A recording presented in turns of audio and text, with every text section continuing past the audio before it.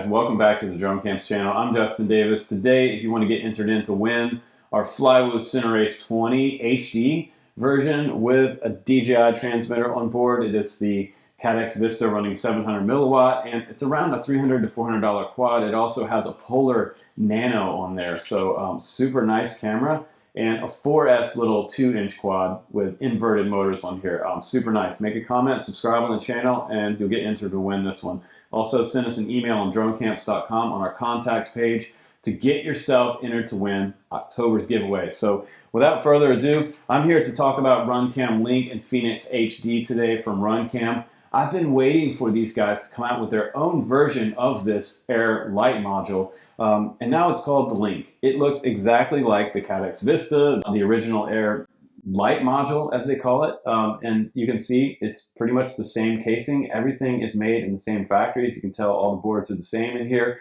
It has the same voltage range on here. Also, it accepts other cameras on here that are all in the DJI line. So whatever DJI camera you have out there, if you have a Vista and you want to buy just this Phoenix from Runcam, you can do that and put it on a Caddx Vista module or the Air Light module. So that's kind of nice. Now, which one do I prefer? The original Air module or the lighter version?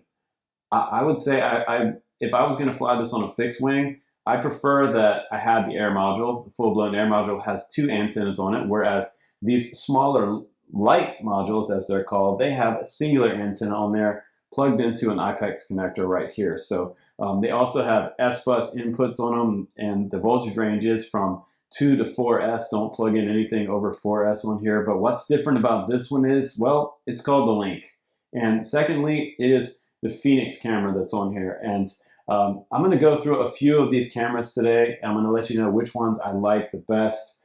And we'll do a little comparison as well. And I'll show you the original DJI camera, which is, I would say, still my favorite, and most of the others in the FPV community's favorite.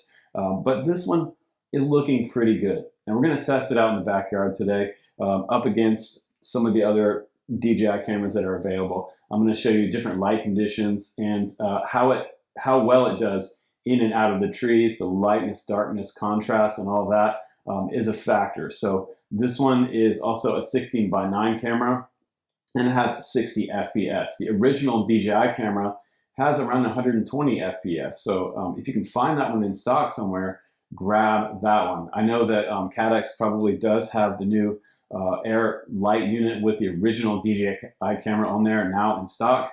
I believe around a week ago it wasn't in stock, but now it is in stock. You can check out the link down below for that one. But I'll also put the link for the Phoenix HD down there as well. But without further ado, let's go ahead and do a little bit of flying, and we'll come back on the bench and I'll talk about some of the specs on this particular Link unit and the Phoenix HD camera, and also the new Link antenna from Runcam.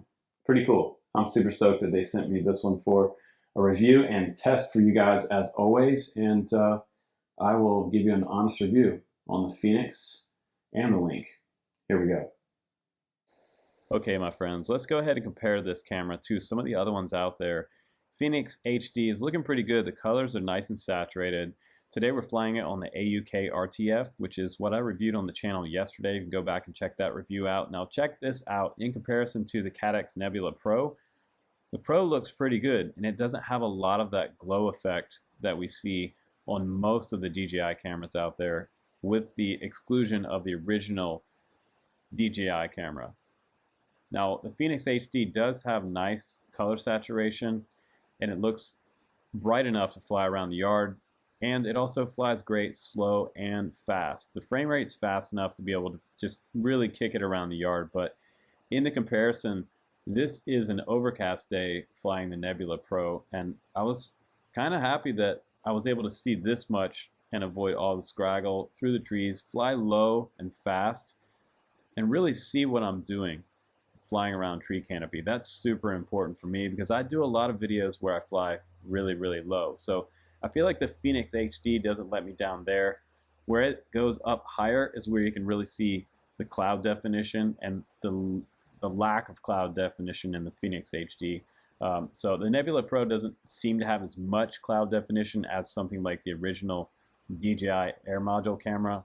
which I will show you coming up soon. But I feel like the Nebula Pro is just maybe a little bit better than the Phoenix HD as far as camera quality goes.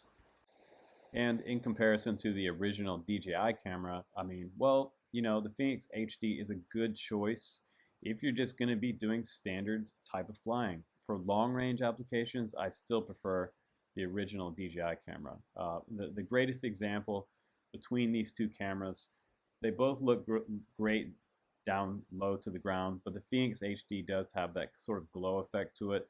Now, when we come up a little higher in the air is where you can see the definition difference between the original DJI camera and the new Phoenix HD.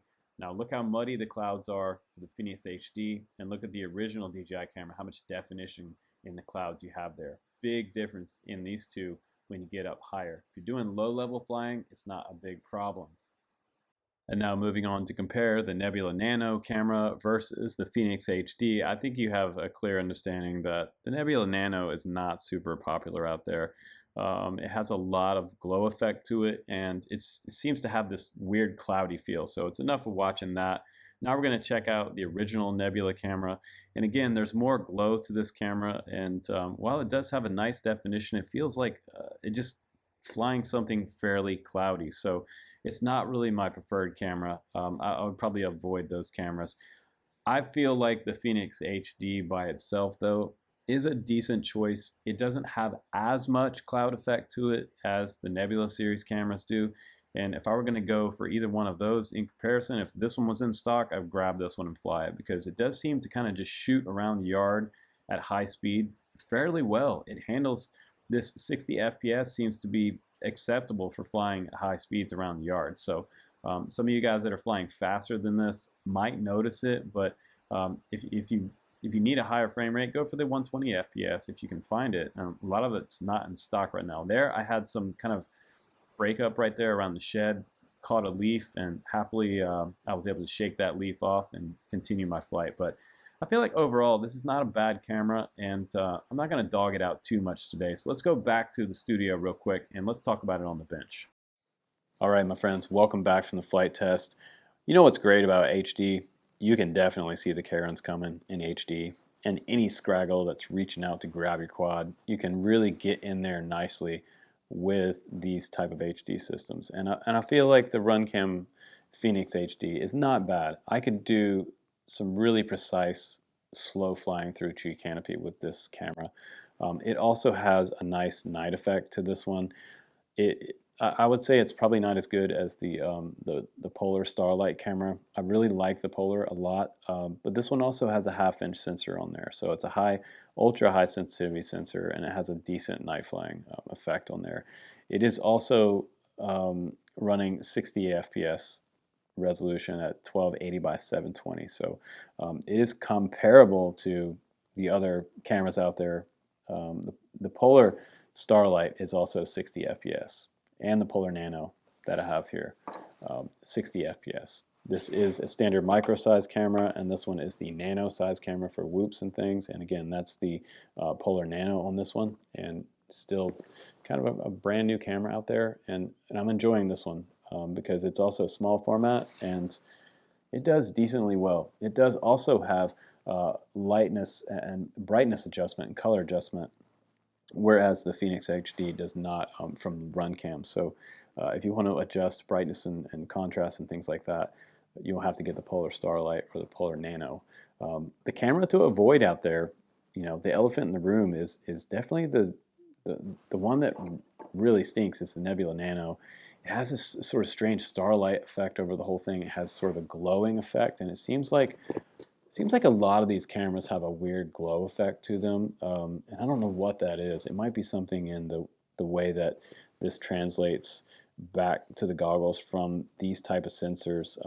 It seems like the best camera out there still to date, and I don't know why anybody can't make a camera comparable to it. And maybe it's DJI's labs. I mean, because you know what? Face it, DJI has the biggest budget out there. When they made that original air module camera, that one rocks, and I can show you some video of that right now, and it doesn't have a lot of that weird glowing effect that something like the Nebula Nano has. It has this really bad cloudy image to it, that one was also running 30 milliseconds at 60 FPS. So those kind of suck. And the original Air module was running 120 FPS. The Polar is running 60 FPS. The Caddx Vista unit that a lot of people like, that's the Air Lite unit, Air Unit Lite with the original DJI camera on there. That one's running at 120 FPS. So the Phoenix HD is 60 FPS as well, 32 milliseconds, and 157 degree field of view on that one. But again, the module is essentially the same. Has all the same buttons on here. One button for binding up to your goggles or the DJI transmitter. It has the built-in receiver, so it does have an S-Bus port on there that will go down to your flight controller, and you can bind it up through S-Bus to your DJI controller. Now, one thing that I have to mention is that I do have a longer cable on here for your larger type builds. This is a 12 centimeter cable going from the Link unit to the Phoenix HD camera. That is nice. That allows us to get this into the center of the stack on a 7-inch quad or a 6-inch frame and complete the build. Recently, I had a friend of mine, Diego, was working on a build, and he had, I believe he had like one of the Nebula cameras, and it was quite a bit shorter, probably around 3 inches or so, and he didn't have quite enough length because the way that the camera was being installed and the VTX module, he didn't have enough length there. So it's nice that this one has a pretty nice long camera wire here. And the other thing about the camera wire is, guys, if you're still with me here, this camera can be added backwards compatible to the Caddx Vista unit and the Air Lite unit. I believe this will also hook up to the original Air module. So if you have that larger one with the DVR on there, 1080p at 60 frames per second, this camera should be able to be hooked up to that original Air module unit as well. It's the same harness on all of these units, so it's pretty universal, and these are all made by DJI in their factories most likely. So all these units appear to be the same type of grade. Very, very nice. The cameras themselves, those are likely being produced by Runcam's factories, and Caddx the same with Caddx. I don't know if Caddx is produced in DJI's factories, probably not. But all the connections again are the same. I'm looking at this connection guide here, and we have red for power. That's 7.4 volt to 16, or actually 17.6 volt. So essentially 2 to 4S.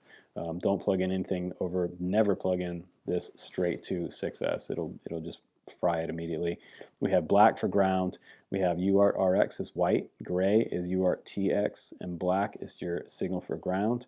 And yellow is your S-Bus cable, which is compatible with the DJI transmitter. And I don't believe you can't hook this up to any of the other like 4-in-1 multi-protocol modules out there as of yet. They haven't backwards reverse engineered that yet. It would be nice.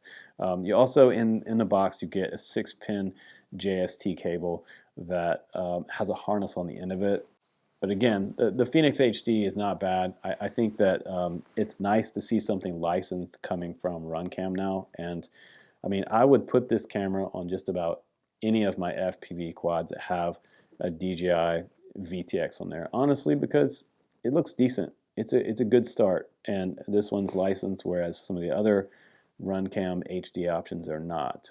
So it's good to see them get straight with DJI. I really like that. So we can get straight with DJI, and we can also avoid the Karens as well. So please do subscribe on the channel, guys. I have more reviews coming up this week, some pretty cool stuff coming up. Lots of new releases coming out from these companies. So go back and check out the video from yesterday of the AUK. This was a really fun quad. And today, just for funsies, I put this unit on this one and flew it around in the yard for you guys just to test. It did surprisingly well. It's very smooth, even in a tight space like this backyard. A 4-inch quad is really tight for a small backyard. So a 4-inch can get going quite fast, and this transmission coming back to my goggles did quite well out there. It did freeze up one time. So we had one freeze up on this unit, and I don't know if it was coming from the camera, which just somewhere got a little bit clogged, and bam, it came to a complete freeze. So that's the most honest part of my review, guys. I always do super honest reviews and tell you guys all the details. So it may be that this one was a prototype. Take it with a grain of salt. I have had other units freeze up on me in my goggles before, and when that happens, it's like lights out. You only see one image, and your quad is still flying across the air. That was some of the original complaints with DJI's system in general, and a lot of analog guys were like, I'm never flying HD, but here we are all today wanting and flying DJI. So DJI is kind of ruling the pool, and now Runcam is in the game. It's nice to see. So you can check out my top 5 DJI cameras and VTX combos down below. I will list them 1 through 5, which ones I like the best to least. And you guys can make decisions based on my experience and years of flying HD systems from DJI. Guys, thanks again for watching my reviews. I'm Justin Davis. I will see you on the next one. Peace out, guys.